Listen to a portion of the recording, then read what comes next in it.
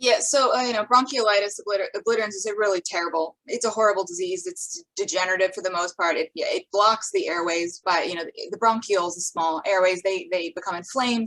Um, but it is, as you said, really rare. It's mostly seen in lung transplant patients. And if you have to have a lung transplant, the risk of this is quite high actually. But still, it's a very small number of cases throughout the year that we'll see.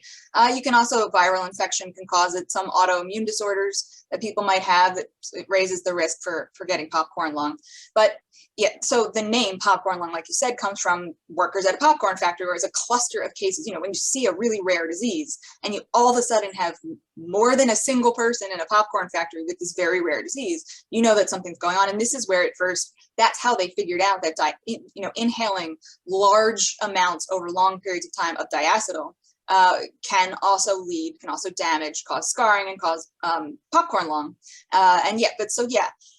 With that information, governments like in the UK said this is not an acceptable ingredient. If you want to have a buttery flavored thing, you've got to find another way to do it. You can't have people inhaling this, and that's a great thing, and that's something that people who use e-cigarettes want. They want to know this information, and even before that happened, even before the UK government said you can't put diacetyl in e-cigarettes, there were vapors online in the US, all around the world, who were talking about this and saying which types of e-cigarettes do not have these ingredients, and they would do it among themselves and figure it out. Which companies would say ours is diacetyl free, or other types of heavy metal free. And that was because this is something vapors want. They want to be healthy. They want to know the dangers.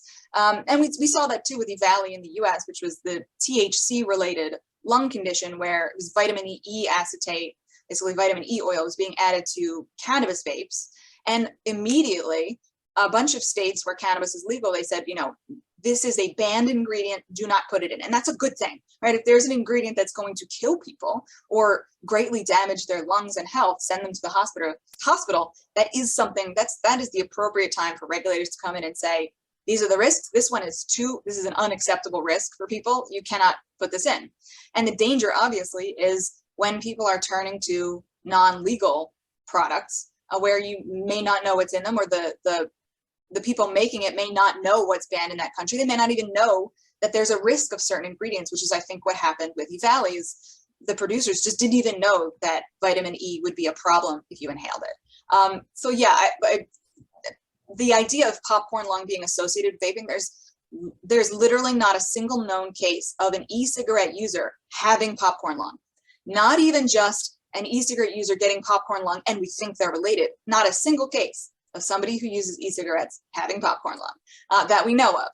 Now, obviously, those two things might overlap eventually, but so far, no. And there isn't a single case in a smoker, like I said, outside of one that happens to work at a popcorn factory.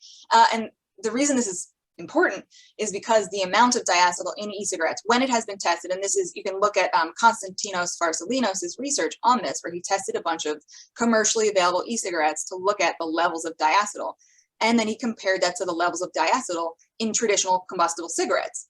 And the amounts in e-cigarettes were, 10 to some people have found even 500 times less in an e-cigarette than a cigarette. So if popcorn lung isn't considered a risk for smokers because they smoke, there's no reason why it should be linked in any way with e-cigarette use. At least as far as the e-cigarettes that we have now, there's no reason for this. The only reason that has been linked in people's minds, and that there have been a lot of news stories about it, is because we have anti-tobacco groups in the US actively pushing that narrative.